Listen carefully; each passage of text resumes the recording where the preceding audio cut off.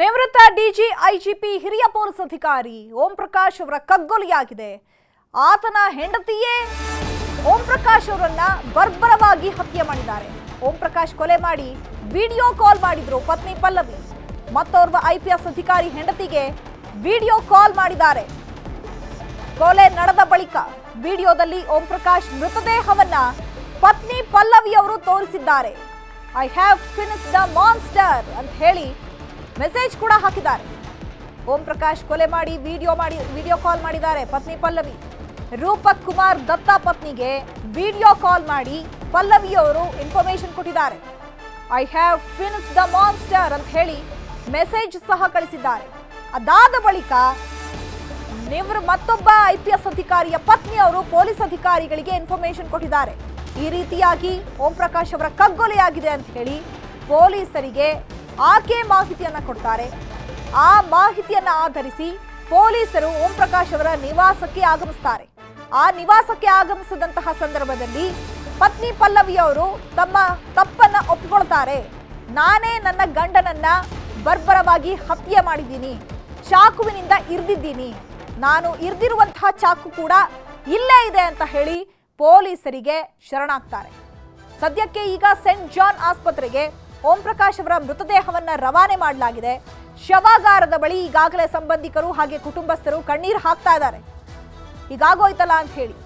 ಯಾಕಂದ್ರೆ ಅದರಲ್ಲೂ ಹಿರಿಯ ಪೊಲೀಸ್ ಅಧಿಕಾರಿ ಅವರ ಕಗ್ಗೊಲೆ ಆಗಿದೆ ಅಂತ ಹೇಳಿದ್ರೆ ನಿಜಕ್ಕೂ ಕೂಡ ಇದು ಶಾಕಿಂಗ್ ವಿಚಾರ.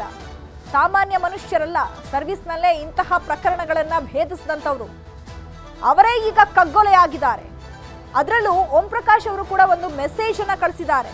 ನನಗೆ ಥ್ರೆಟ್ ಇದೆ, ನನ್ನ ಹೆಂಡತಿ ನನಗೆ ಜೀವ ಬೆದರಿಕೆ ಹಾಕ್ತಿದ್ದಾಳೆ ಅಂತ ಹೇಳಿ ಮೆಸೇಜ್ ಕಳಿಸಿದ್ದಾರೆ.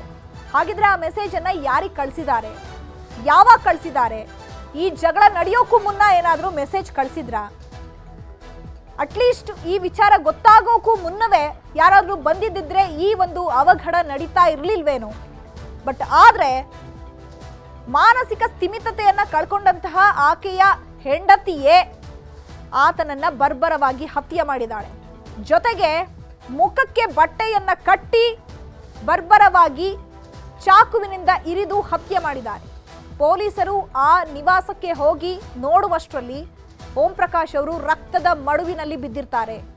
ತೀವ್ರ ರಕ್ತಸ್ರಾವ ಆಗಿ ಓಂ ಪ್ರಕಾಶ್ ಅವರ ಪ್ರಾಣ ಪಕ್ಷಿ ಹಾರಿ ಹೋಗಿದೆ.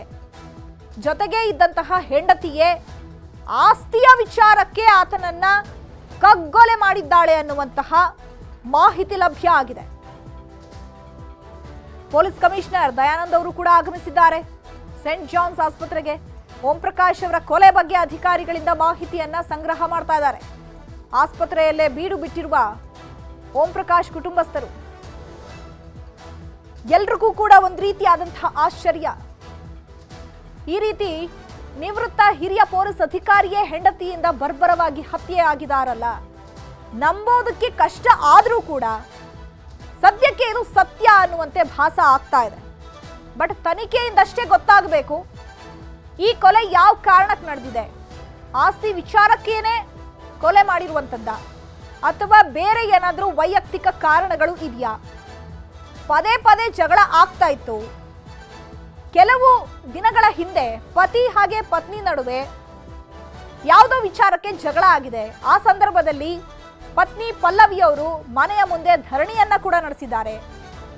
ಆ ಒಂದು ವಿಚಾರ ಸ್ಟೇಷನ್ನಲ್ಲಿ ಕಂಪ್ಲೇಂಟ್ ಸಹ ಆಗಿದೆ. ಹಾಗಿದ್ರೆ ಅದು ಕೂಡ ಆಸ್ತಿ ವಿಚಾರಕ್ಕೇನಾ? ನಿಜಕ್ಕೂ ಆಸ್ತಿ ವಿಚಾರಕ್ಕೆ ಹಿರಿಯ ಪೊಲೀಸ್ ಅಧಿಕಾರಿಯನ್ನ ಕೊಲೆ ಮಾಡೋದಕ್ಕೆ ಸಾಧ್ಯನಾ? ಅಥವಾ ಯಾವಾಗಲೂ ಜಗಳ ಮಾಡಿ ಮಾಡಿ ಮಾನಸಿಕ ಸ್ಥಿಮಿತತೆಯನ್ನೇ ಕಳ್ಕೊಂಡ್ಬಿಟ್ಟಿದ್ರ ಆ ಸಂದರ್ಭದಲ್ಲಿ ಪಲ್ಲವಿ ಅವರು?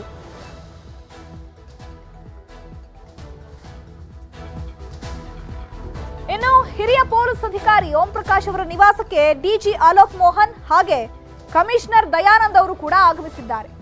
ಖುದ್ದಾಗಿ ಅವರೇ ಸ್ಥಳ ಪರಿಶೀಲನೆ ಮಾಡೋದಕ್ಕೆ ಮುಂದಾಗಿದ್ದಾರೆ. ಅಫ್ಕೋರ್ಸ್ ಸಾಮಾನ್ಯ ಮನುಷ್ಯರಾಗಿದ್ದಿದ್ರೆ ಇಷ್ಟೊಂದು ಆಶ್ಚರ್ಯ ಆಗ್ತಾ ಇರಲಿಲ್ಲ. ಓಕೆ, ಏನೋ ಇಬ್ರು ಮಧ್ಯೆ ಜಗಳ ಆಗಿದೆ, ಅದರಿಂದ ಕೊಲೆ ಆಗಿದೆ ಅಂತ ಹೇಳಿ. ಇವರು ಡಿಜಿ ಐಜಿಪಿ ಆಗಿದ್ದಂಥವ್ರು, ನಿವೃತ್ತ ಪೊಲೀಸ್ ಅಧಿಕಾರಿ. ಇವರಿಗೆ ಮನೆಯ ವಿಷಯವನ್ನ ಹಾಗಿದ್ರೆ ಹ್ಯಾಂಡಲ್ ಮಾಡೋಕ್ಕಾಗ್ಲಿಲ್ವಾ? ಪದೇ ಪದೇ ಪದೇ ಆಸ್ತಿ ವಿಚಾರಕ್ಕೇನೆ ಜಗಳ ಆಗ್ತಾ ಇತ್ತಾ? ಅದರಲ್ಲೂ ಪೊಲೀಸ್ ಡಿಪಾರ್ಟ್ಮೆಂಟ್ ಅಲ್ಲಿ ಇದ್ದಂತಹ ಈ ವ್ಯಕ್ತಿಯನ್ನ ಹೆಂಡತಿ ಬರ್ಬರವಾಗಿ ಕೊಲೆ ಮಾಡ್ತಾಳೆ ಅಂತ ಹೇಳಿದ್ರೆ ಸಾಕಷ್ಟು ಶಂಕೆ ಕೂಡ ವ್ಯಕ್ತವಾಗುತ್ತೆ. ಸದ್ಯಕ್ಕೆ ಈಗ ಡಿಜಿ ಅಲೋಕ್ ಮೋಹನ್ ಹಾಗೆ ಕಮಿಷನರ್ ದಯಾನಂದ್ ಅವರು ಕೂಡ ಓಂ ಪ್ರಕಾಶ್ ಅವರ ನಿವಾಸಕ್ಕೆ ಆಗಮಿಸಿದ್ದಾರೆ. ಪೊಲೀಸ್ ಅಧಿಕಾರಿಗಳಿಂದ ಮಾಹಿತಿಯನ್ನ ಕಲೆ ಹಾಕ್ತಾ ಇದ್ದಾರೆ. ಈಗ ಪತ್ನಿ ಪಲ್ಲವಿ ಅವರು ಯೂಸ್ ಮಾಡಿದಂತಹ ಒಂದು ಚಾಕುವನ್ನ ಕೂಡ ವಶಕ್ಕೆ ಪಡ್ಕೊಂಡಿದ್ದಾರೆ. ಸೆಂಟ್ ಜಾನ್ ಆಸ್ಪತ್ರೆಗೆ ಓಂ ಪ್ರಕಾಶ್ ಅವರ ಮೃತದೇಹವನ್ನ ಶಿಫ್ಟ್ ಮಾಡಿದ್ದಾರೆ. ಅಲ್ಲಿ ಪೋಸ್ಟ್ ಮಾರ್ಟಮ್ ಮಾಡೋದಕ್ಕೆ ಎಲ್ಲ ಸಿದ್ಧತೆಗಳು ಕೂಡ ಆಗಿರುವಂಥದ್ದು. ಅದಾದ ಬಳಿಕ ರಿಪೋರ್ಟ್ನಲ್ಲಿ ಏನು ಬರುತ್ತೆ, ಯಾವ್ಯಾವ ಭಾಗಕ್ಕೆ ಚುಚ್ಚಿದ್ದಾರೆ, ನಿಜಕ್ಕೂ ಆಕೆಯೇ ಆತನ ಗಂಡನನ್ನ ಕೊಲೆ ಮಾಡಿದ್ಲ ಅನ್ನುವಂಥದ್ದು ತನಿಖೆ ನಂತರ ಗೊತ್ತಾಗುತ್ತೆ. ಈ ಬಗ್ಗೆ ಮತ್ತಷ್ಟು ಮಾಹಿತಿಯನ್ನ ಕೊಡ್ತಾರೆ ನಮ್ಮ ಪ್ರತಿನಿಧಿ ಮಂಜುನಾಥ್ ಆರ್ಯ ನೇರ ಸಂಪರ್ಕದಲ್ಲಿ ಜಾಯ್ನ್ ಆಗಿದ್ದಾರೆ. ಮಂಜುನಾಥ್ ಆರ್ಯ, ಸದ್ಯಕ್ಕೀಗ ಅಲೋಕ್ ಮೋಹನ್ ಅವರು ಹಾಗೆ ಕಮಿಷನರ್ ದಯಾನಂದ್ ಅವರು ಕೂಡ ಆಗಮಿಸಿದ್ದಾರೆ. ಸದ್ಯಕ್ಕೆ ಏನು ಅಪ್ಡೇಟ್ ಸಿಗ್ತಾ ಇದೆ ಅಲ್ಲಿ?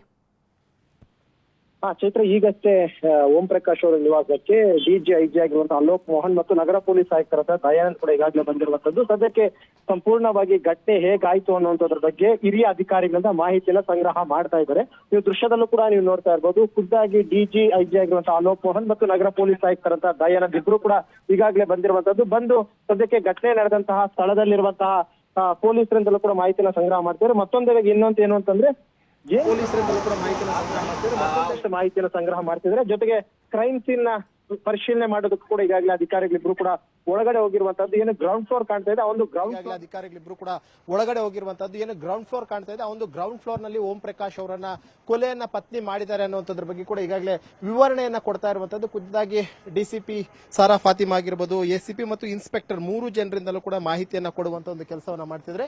ಇನ್ನೊಂದೇನು ಅಂತಂದ್ರೆ ಅವರ ಮನೆಗೆ ಇನ್ನೊಂದು ಎಂಟ್ರಿ ಕೂಡ ಇದೆ ಅನ್ನುವಂಥದ್ರ ಬಗ್ಗೆ ಕೂಡ ಅಷ್ಟು ಈಗಾಗಲೇ ಮಾಹಿತಿಯನ್ನ ಖುದ್ದಾಗಿ ಡಿಜಿ ಮತ್ತು ಕಮಿಷನರ್ ಗೆ ಇನ್ನೊಂದು ದೃಶ್ಯದಲ್ಲೂ ಕೂಡ ನೋಡ್ತಾ ಇರೋದು. ಅಲ್ಲಿ ಏನು ಇನ್ಸಿಡೆಂಟ್ ಆಯ್ತಲ್ಲ, ಅಲ್ಲಿ ಮೊದಲನೇ ಎಂಟ್ರಿ ಆದ್ರೆ ಇಲ್ಲಿ ಈ ಒಂದು ಭಾಗದಿಂದಲೂ ಕೂಡ ಅಷ್ಟೇ ಮನೆ ಒಳಗಡೆ ಹೋಗಬಹುದು. ನೀವು ದೃಶ್ಯದಲ್ಲಿ ನೋಡ್ತಾ ಇರಬಹುದು, white colour T shirt ಧರಿಸಿರುವಂತವರು Om Prakash ಅವರ ಕೆಲಸ. ಅವರನ್ನು ಕೂಡ ಈಗಾಗಲೇ ಪೊಲೀಸರು ಮಾಹಿತಿಯನ್ನು ಸಂಗ್ರಹ ಮಾಡುವಂತ ಒಂದು ಕೆಲಸ ಮಾಡ್ತಾರೆ. ಅವರಿಂದಲೂ ಕೂಡ ಅಷ್ಟೇ ಈಗಾಗಲೇ ಹೇಳಿಕೆಯನ್ನ ದಾಖಲು ಮಾಡ್ಕೊಂತಿದ್ದಾರೆ. ಯಾಕಂದ್ರೆ ಸದ್ಯಕ್ಕೆ ಡಿಜಿ ಮತ್ತು ಕಮಿಷನರ್ ಬಂದಿರುವಂತ ಹಿನ್ನೆಲೆಯಲ್ಲಿ ಖುದ್ದಾಗಿ ಅವರನ್ನು ಕೂಡ ಈಗಾಗಲೇ ಘಟನೆ ನಡೆದ ಸ್ಥಳಕ್ಕೆ ಕರ್ಕೊಂಡು ಹೋಗ್ತಾ ಇದ್ದಾರೆ. ಅಲ್ಲಿಂದ ಅವರಿಂದ ಮಾಹಿತಿಯನ್ನ ಪಡ್ಕೊಳ್ಳಿರುವಂತದ್ದು. ಯಾಕಂದ್ರೆ ಈಗಿರುವಂತಹ ಪೊಲೀಸರ ಪ್ರೈಮರಿ ಇನ್ವೆಸ್ಟಿಗೇಷನ್ ನಲ್ಲಿ ಒಂದಷ್ಟು ಆಸ್ತಿಯ ವಿಚಾರವಾಗಿ ಪದೇ ಪದೇ ಗಲಾಟೆ ಆಗ್ತಿತ್ತು ಅಂತ. ಯಾಕಂದ್ರೆ ಓಂ ಪ್ರಕಾಶ್ ಅವರು ಇರುವಂತಹ ಆಸ್ತಿಯನ್ನ ಬಹುತೇಕ ತನ್ನ ಮಗನ ಹೆಸರಿಗೆ ಬರೆದಿದ್ರು ಅನ್ನುವಂಥದ್ರ ಬಗ್ಗೆ ಮಾಹಿತಿ ಇದೆ. ಆದ್ರೆ ಮಗಳಿಗೆ ಮತ್ತು ಹೆಂಡತಿಗೆ ಯಾವುದೇ ಆಸ್ತಿಯನ್ನ ಕೊಟ್ಟಿರಲಿಲ್ಲ ಅನ್ನುವಂಥದ್ದು. ಇದೇ ಒಂದು ವಿಚಾರವಾಗಿ ಪದೇ ಪದೇ ಮಗಳು ಮತ್ತು ಅಮ್ಮನ ನಡುವೆ ಓಂ ಪ್ರಕಾಶ್ ಅವರ ಜಗಳ ಆಗ್ತಾ ಇತ್ತು. ಸಾಕಷ್ಟು ಬಾರಿಯೂ ಕೂಡ ಅಷ್ಟೇ ಅವರ ಪಲ್ಲವಿಯವರು ಅಂದ್ರೆ ಓಂ ಪ್ರಕಾಶ್ ಅವರ ಪತ್ನಿ ಅವರ ಬೇರೆ ಒಂದಷ್ಟು ಜನ ಸ್ನೇಹಿತರ ಜೊತೆಗೂ ಕೂಡ ಅಷ್ಟೇ ಈ ಒಂದು ವಿಚಾರವನ್ನ ಶೇರ್ ಮಾಡ್ಕೊಂಡಿದ್ದಾರೆ. ಯಾಕಂದ್ರೆ ಇರುವ ಬರೋ ಆಸ್ತಿ ಎಲ್ಲವನ್ನು ಕೂಡ ಅಷ್ಟೇ ಮಗನಿಗೆ ಕೊಟ್ಟಿದ್ದಾರೆ, ಮಗಳಿಗೆ ಏನು ಮಾಡಿಲ್ಲ ಇವರು ಅನ್ನುವಂಥದ್ದು. ಮತ್ತು ಅವರ ಮೇಲೆ ಒಂದಷ್ಟು ಅನುಮಾನಗಳು ಕೂಡ ಮೂಡ್ತಾ ಇತ್ತು. ಯಾಕಂದ್ರೆ ಅವರ ವಿರುದ್ಧವಾಗಿರ್ಬೋದು ಅಥವಾ ಅವರ ಕ್ಯಾರೆಕ್ಟರ್ನ ವಿಚಾರವಾಗಿರ್ಬೋದು ಒಂದಷ್ಟು ಅನುಮಾನಗಳ ಪತ್ನಿಗೆ ಇರ್ತಾ ಇತ್ತು. ಆ ಒಂದು ವಿಚಾರವಾಗಿ ಕೂಡ ಅಷ್ಟೇ ಗಂಡ ಹೆಂಡತಿ ನಡುವೆ ಆಗಿಂದಾಗ ಜಗಳಗಳು ಕೂಡ ಗಲಾಟೆಗಳು ಕೂಡ ಆಗ್ತಿತ್ತು. ಇನ್ನು ರೀಸೆಂಟ್ ಆಗಿ ಕೂಡ ಅಷ್ಟೇ ಒಂದು ಪ್ರಾಪರ್ಟಿಯ ವಿಚಾರಕ್ಕೂ ಕೂಡ ಅಷ್ಟೇ ಗಂಡ ಹೆಂಡತಿ ನಡುವೆ ಜಗಳ ಆಗುತ್ತೆ. ಜಗಳ ಆದಂತಹ ವೇಳೆಯಲ್ಲಿ ಇದೇ ಒಂದು ರೋಡ್ ಏನ್ ಕಾಣ್ತಾ ಇದೆ, ಈ ಒಂದು ಮನೆಯ ಮುಂಭಾಗದಲ್ಲಿರುವಂತಹ ರೋಡ್, ಇದೇ ಒಂದು ರೋಡ್ ನಲ್ಲೂ ಕೂಡ ಅಷ್ಟೇ ಆಕೆ ಪ್ರೊಟೆಸ್ಟ್ ಅಂದ್ರೆ ಪ್ರತಿಭಟನೆಯನ್ನು ಕೂಡ ಮಾಡಿದ್ಲು. ನನ್ನ ಗಂಡನಿಂದ ನನಗೆ ಅನ್ಯಾಯ ಆಗ್ತಾ ಇದೆ, ನನ್ನ ಗಂಡ ಇರೋಬರ ಆಸ್ತಿ ಎಲ್ಲಾನು ಕೂಡ ಮಗನಿಗೆ ಮಾತ್ರ ಕೊಡ್ತಿದ್ದಾರೆ, ನನಗೂ ಮತ್ತು ನನ್ನ ಮಗಳಿಗೆ ಏನೂ ಕೂಡ ಮಾಡಿಲ್ಲ ಅಂತ ಹೇಳ್ಬಿಟ್ಟು ಆಕೆ ಇದೇ ಒಂದು ರೋಡ್ ನಲ್ಲಿ ಪ್ರೊಟೆಸ್ಟ್ ಕೂಡ ಅಷ್ಟೇ ಮಾಡ್ಲಿದ್ರು ಅನ್ನುವಂಥದ್ರ ಬಗ್ಗೆ ಮಾಹಿತಿ ಇದೆ. ಒಟ್ಟಿನಲ್ಲಿ ಒಂದಷ್ಟು ವಿಚಾರಗಳೇನು ಅಂತಂದ್ರೆ ಒಂದು ಆಸ್ತಿಯ ವಿಚಾರ, ಮತ್ತೊಂದು ಅವರ ಒಂದು ಕ್ಯಾರೆಕ್ಟರ್ನ ವಿಚಾರವಾಗಿ ಕೂಡ ಅಷ್ಟೇ ಒಂದಷ್ಟು ಅನುಮಾನಗಳು ವ್ಯಕ್ತವಾದಂತ ಹಿನ್ನೆಲೆಯಲ್ಲಿ ಪದೇ ಪದೇ ಜಗಳ ಆಗ್ತಾ ಇತ್ತು. ಎಲ್ಲೋ ಒಂದು ಕಡೆ ನನ್ನ ಮತ್ತು ನನ್ನ ಮಗಳನ್ನ ಓಂ ಪ್ರಕಾಶ್ ಅವರು ಕೊಲೆ ಮಾಡ್ತಾರೆ ಅನ್ನುವಂಥದ್ದು ಕೂಡ ಅವರ ಉದ್ದೇಶ ಆಗಿತ್ತು ಅನ್ನುವಂಥದ್ರ ಬಗ್ಗೆ ಈಗಾಗಲೇ ಪೊಲೀಸರು ಇನ್ವೆಸ್ಟಿಗೇಷನ್ ಟೈಮ್ ನಲ್ಲಿ ಗೊತ್ತಾಗ್ತಿರುವಂತದ್ದು. ಯಾಕಂದ್ರೆ ಪಲ್ಲವಿಯನ್ನ ನೇರವಾಗಿ ಮನೆಯಿಂದ ಅಂದ್ರೆ ಕ್ರೈಮ್ ನಡೆದಂತಹ ಒಂದು ಪ್ಲೇಸ್ ದಿಂದ ಪೊಲೀಸ್ ಸ್ಟೇಷನ್ ಕರ್ಕೊಂಡು ಇಂಟ್ರಾಗೇಷನ್ ಮಾಡ್ತಿದೆ. ಅಲ್ಲಿ ಪ್ರತ್ಯೇಕ ತಂಡ ಕೂಡ ಆಕೆಯನ್ನು ಇಂಟ್ರಾಗೇಷನ್ ಮಾಡ್ತಿದೆ. ಇಂಟ್ರಾಗೇಷನ್ ಟೈಮ್ ನಲ್ಲಿ ಆಕೆ ಕೊಡ್ತಿರುವಂತಹ ಮಾಹಿತಿಗಳೇನು ಅಂತಂದ್ರೆ ಈ ಒಂದು ಆಸ್ತಿಯ ವಿಚಾರವಾಗಿ ಕೂಡ ಅಷ್ಟೇ ನನ್ನ ಮಗನಿಗೆ ಮಾತ್ರ ಎಲ್ಲ ಕೊಟ್ಟಿದ್ದ, ನನಗೂ ನನ್ನ ಮಗಳಿಗೆ ಏನೂ ಕೊಟ್ಟಿಲ್ಲ.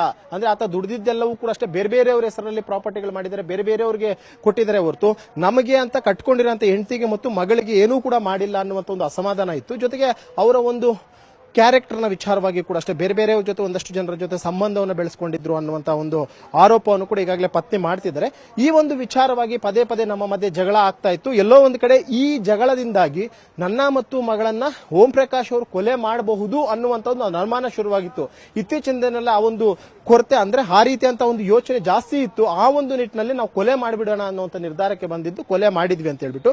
ಆದ್ರೆ ಪೊಲೀಸರಿಗೆ ಈಗಿರುವಂತಹ ಒಂದು ಅನುಮಾನ ಏನು ಅಂತಂದ್ರೆ ಮಗಳೇನಾದ್ರೂ ಇನ್ವಾಲ್ವ್ಮೆಂಟ್ ಆಗಿದ್ದಾಳ ಇಲ್ಲಿ, ಯಾಕಂದ್ರೆ ಕೇವಲ ತಾಯಿ ಮಾತ್ರ ಕೊಲೆ ಮಾಡಿದಾರ ಅಥವಾ ಮಗಳು ಕೂಡ ಈ ಒಂದು ಕೊಲೆಯಲ್ಲಿ ಇನ್ವಾಲ್ವ್ಮೆಂಟ್ ಇದಾರ ಅನ್ನುವಂಥದ್ರ ಬಗ್ಗೆ ಪೊಲೀಸರು ಮಾಹಿತಿಯನ್ನ ಸಂಗ್ರಹ ಮಾಡ್ತಾರೆ. ಸದ್ಯಕ್ಕೆ ಓಂ ಪ್ರಕಾಶ್ ಅವರ ಮಗಳನ್ನು ಕೂಡ ಈಗಾಗಲೇ ಪೊಲೀಸರು ತಮ್ಮ ವಶಕ್ಕೆ ಪಡ್ಕೊಂಡಿದ್ದಾರೆ. ಮತ್ತೊಂದು ಕಡೆ ಹೆಂಡತಿಯನ್ನು ಈಗಾಗಲೇ ಸ್ಟೇಷನ್ಗೆ ಕರ್ಕೊಂಡೋಗಿ ಇಂಟ್ರಾಗೇಷನ್ ಮಾಡ್ತಿದ್ದಾರೆ. ಮತ್ತೊಂದು ಕಡೆ ಸೊಸೆ ಮತ್ತು ಮಗನಿಂದಲೂ ಕೂಡ ಹೇಳಿಕೆಗಳನ್ನ ಪಡ್ಕೊಳ್ಳುವಂತ ಒಂದು ಕೆಲಸವನ್ನ ಮಾಡ್ತಿದ್ದಾರೆ. ಯಾಕಂದ್ರೆ ಸೊಸೆ ಮತ್ತು ಮಗ ಪೊಲೀಸರು ಹೇಳುವಂತಹ ಪ್ರಕಾರವಾಗಿ ಇನ್ಸಿಡೆಂಟ್ ಆದಂತಹ ಟೈಮ್ನಲ್ಲಿ ಇಲ್ಲಿ ಇಲ್ಲ ಅನ್ನುವಂಥದ್ದು ಹೇಳ್ತಿದ್ದಾರೆ. ಒಂದ್ ವೇಳೆ ಅವ್ರು ಇಲ್ದ್ರ ಅಥವಾ ಎಲ್ಲಿಗೆ ಹೋಗಿದ್ರು, ಒಂದ್ ವೇಳೆ ಅಲ್ಲಿ ಹೋಗಿರುವಂತದ್ದು ನಿಜಾನ ಅನ್ನುವಂಥದ್ದನ್ನು ಕೂಡ ಕ್ರಾಸ್ ಚೆಕ್ ಮಾಡುವಂತ ಒಂದು ಕೆಲಸವನ್ನ ಸದ್ಯಕ್ಕೆ ಪೊಲೀಸರು ಮಾಡ್ತಾ ಇರುವಂತದ್ದು. ಒಟ್ಟಾರೆಯಾಗಿ ನಿವೃತ್ತ ಡಿಜಿ ಮತ್ತು ಐಜಿಪಿ ಆಗಿದ್ದಂತಹ ಓಂ ಪ್ರಕಾಶ್ ಅವರ ಸಾವಿನ ಮುಂದೆ ಹಲವು ಅನುಮಾನಗಳು ಪೊಲೀಸರಿಗೆ ಮೂಡ್ತಾ ಇರುವಂತಹದ್ದು. ಒಂದು ಏನು ಅಂತಂದ್ರೆ ಅವರ ಒಂದು ಪತ್ನಿನೇ ಕೊಲೆ ಮಾಡೋದಕ್ಕೆ ಮೇನ್ ರೀಸನ್ಸ್ ಕೇವಲ ಆಸ್ತಿ ವಿಚಾರಕ್ಕೆ ಕೊಲೆ ಮಾಡಿದ್ರ ಅಥವಾ ಅವ್ರು ಬೇರೆ ಇನ್ನೇನಾದ್ರೂ ಇಂಟೆನ್ಷನ್ ಇಟ್ಕೊಂಡು ಕೊಲೆಯನ್ನ ಮಾಡಿದ್ರ, ಕೇವಲ ಪತ್ನಿನೇ ಕೊಲೆ ಮಾಡಿದ್ರ ಅಥವಾ ಮಗಳ ಇನ್ವಾಲ್ವ್ಮೆಂಟ್ ಇತ್ತ ಅಥವಾ ಬೇರೆಯವ್ರ ಮನೆಯಲ್ಲಿರುವಂತವ್ರ ಇನ್ವಾಲ್ವ್ಮೆಂಟ್ ಇತ್ತ ಅನ್ನೋದ್ರ ಬಗ್ಗೆ ಸಂಪೂರ್ಣವಾದಂತಹ ಮಾಹಿತಿಯನ್ನು ಸದ್ಯಕ್ಕೆ ಪೊಲೀಸರು ಕಲೆಕ್ಟ್ ಮಾಡ್ತಾ ಇರುವಂತದ್ದು. ಇನ್ನು ಕಮಿಷನರ್ ದಯಾನಂದ್ ಅವರು ಮತ್ತು ಡಿಜಿ ಐಜಿ ಆಗಿರುವಂತಹ ಅಲೋಕ್ ಮೋಹನ್ ಅವರು ಕೂಡ ಈಗಾಗಲೇ ಘಟನಾ ಸ್ಥಳಕ್ಕೆ ಬಂದಿದ್ದಾರೆ. ಅವರು ಕೂಡ ಗ್ರೌಂಡ್ ಫ್ಲೋರ್ ಏನ್ ಕಾಣ್ತಿದೆ, ಆ ಒಂದು ಗ್ರೌಂಡ್ ಫ್ಲೋರ್ ಏನಿದೆ, ಈಗ ನಮ್ಮ ಕ್ಯಾಮ್ರಾಮನ್ ಶಿವಪ್ಪ ಅವರು ಕೂಡ ಅಷ್ಟೇ ಝೂಮ್ ಆಗಿ ತೋರಿಸ್ತಾರಲ್ಲ, ಅದು ಗ್ರೌಂಡ್ ಫ್ಲೋರ್. ಇದು ಈ ಒಂದು ಗ್ರೌಂಡ್ ಫ್ಲೋರ್ ನ ಕೆಳಭಾಗದಲ್ಲಿ ಒಂದು ಕೊಲೆ ಆಗಿರುವಂತದ್ದು. ಯಾಕಂದ್ರೆ ಇದು 3 ಅಂತಸ್ತಿನ ಕಟ್ಟಡ. ಒಂದು ಫ್ಲೋರ್ ಅಲ್ಲಿ ಮಗಳು ಮತ್ತೆ ಅಳಿಯ ಇರ್ತಾರೆ, ಇನ್ನೊಂದು ಫ್ಲೋರ್ ಅಲ್ಲಿ ಅವರ ಸಂಬಂಧಿಕರು ಯಾರೋ ಇರ್ತಾರೆ. ಅವರು ಗ್ರೌಂಡ್ ಫ್ಲೋರ್ ನಲ್ಲೂ ಕೂಡ ಅಷ್ಟೇ ಅವ್ರು ವಾಸವಾಗಿದ್ರು ಅನ್ನೋದ್ರ ಬಗ್ಗೆ ಮಾಹಿತಿ ಇದೆ. ಗ್ರೌಂಡ್ ಫ್ಲೋರ್ ನಲ್ಲಿ ಅವರ ಒಂದು ಕೊಲೆ ಆಗಿರುವಂತದ್ದು. ಚಾಕುವಿನಿಂದ ಅವರ ಹೊಟ್ಟೆ ಮತ್ತು ಎದೆಯ ಭಾಗಕ್ಕೆ ಇರಿದಂತಹ ಪರಿಣಾಮವಾಗಿ ರಕ್ತಸ್ರಾವವಾಗಿ ಅವರು ಸತ್ತೋಗಿದೆ. ಜೊತೆ ಇನ್ನೊಂದೇನು ಅಂತಂದ್ರೆ ಆಲ್ಮೋಸ್ಟ್ ಒಂದು 15ರಿಂದ 20 ನಿಮಿಷಗಳ ಕಾಲ ಅವರು ಒದ್ದಾಡಿದ್ರು ಅನ್ನೋದ್ರ ಬಗ್ಗೆ ಮಾಹಿತಿ ಇದೆ. ಯಾಕಂದ್ರೆ ಅವರು ಸಿಕ್ಕ ಕಡೆಗಳಲ್ಲಿ ಸ್ಟ್ಯಾಬ್ ಮಾಡಕ್ ಶುರು ಮಾಡ್ತಾರೆ. ಸ್ಟ್ಯಾಬ್ ಮಾಡುವಂತಹ ಸಂದರ್ಭದಲ್ಲಿ ಏಕಾಏಕಿ ಬ್ಲಡ್ ಎಲ್ಲವೂ ಕೂಡ ಹೊರಗಡೆ ಬರ್ತಿರುತ್ತೆ. ಅವರು ಕೂಡ ನರಳ್ತಾ ಇದ್ರು, ಕಾಪಾಡಿ ಗೋಗೆರುತ್ತಿದ್ರು. ಆದ್ರೆ ಕಂಪ್ಲೀಟ್ ಆಗಿ ಆ ಡೋರ್ ನ ಕ್ಲೋಸ್ ಮಾಡ್ಕೊಂಡಿದ್ರು. ಹೊರಗಡೆ ಯಾರಿಗೂ ಕೂಡ ಅಷ್ಟೊಂದು ಸೌಂಡ್ ಕೇಳಿಲ್ಲ. ಯಾಕಂದ್ರೆ ಆಲ್ಮೋಸ್ಟ್ ಅವ್ರು ಸಾವನ್ನಪ್ಪಿದಂತ 1-1.5 ಗಂಟೆ ಆದಂತ ಬಳಿಕ ಆಕೆ ಪೊಲೀಸರಿಗೆ ಫೋನ್ ಮಾಡಿರುವಂತದ್ದು. ಆತ ಸಾವನ್ನಪ್ಪಿದಾದಂತ ಬಳಿಕ ಕಂಪ್ಲೀಟ್ ಆಗಿ ಬಟ್ಟೆ ತಗೊಂಡು ಆತನ ಮುಖವೆಲ್ಲವನ್ನೂ ಕೂಡ ಅಷ್ಟು ಆಕೆನೆ ಮುಚ್ಚಿದ್ಲು. ಅದ್ ಯಾಕೆ ಅನ್ನೋಂಥದ್ರ ಬಗ್ಗೆ ಇನ್ನೂ ಕೂಡ ಸ್ಪಷ್ಟವಾದಂತ ಮಾಹಿತಿ ಸಿಕ್ಕಿಲ್ಲ. ಜೊತೆಗೆ ಈಗಾಗಲೇ ಪಲ್ಲವಿಯನ್ನ ಕೂಡ ವಶಕ್ಕೆ ಪಡೆದರೆ, ಮಗಳನ್ನು ಕೂಡ ಈಗಾಗಲೇ ಇಂಟ್ರಾಗೇಷನ್ ಮಾಡ್ತಾರೆ. ಜೊತೆಗೆ ಸೊಸೆ ಮತ್ತು ಮಗನನ್ನು ಕೂಡ ಈಗಾಗಲೇ ಪೊಲೀಸರು ಬೇರೆ ಬೇರೆ ಆಯಾಮದಲ್ಲಿ ಇನ್ವೆಸ್ಟಿಗೇಷನ್ ಅನ್ನು ಮಾಡ್ತಿರುವಂತದ್ದು. ಸದ್ಯಕ್ಕೆ ಡಿಜಿ ಐಜಿಪಿ ಆಗಿದ್ದಂತಹ ಓಂ ಪ್ರಕಾಶ್ ಅವ್ರ ಸಾವೇನೋ ಆಗಿದೆ. ಆದ್ರೆ ಪ್ರಮುಖವಾಗಿ ಸಾವಿಗೆ ರೀಸನ್ ಆದ್ರೂ ಏನು, ಆಸ್ತಿಯ ವೈಷಮ್ಯನೇ ಕಾರಣ ಆಯ್ತಾ ಅಥವಾ ಬೇರೆ ಇನ್ನೇನಾದ್ರೂ ಈ ಒಂದು ಕೊಲೆ ಆಗೋದಕ್ಕೆ ಕಾರಣ ಇದೆಯಾ ಅನ್ನೋದ್ರ ಬಗ್ಗೆ ಸದ್ಯಕ್ಕೆ ಆಗ್ನೇಯ ವಿಭಾಗದ ಪೊಲೀಸರಿಂದಲೇ ಇನ್ವೆಸ್ಟಿಗೇಷನ್ ಅನ್ನು ಕಂಟಿನ್ಯೂ ಮಾಡ್ಕೊಂಡಿರುವಂತದ್ದು.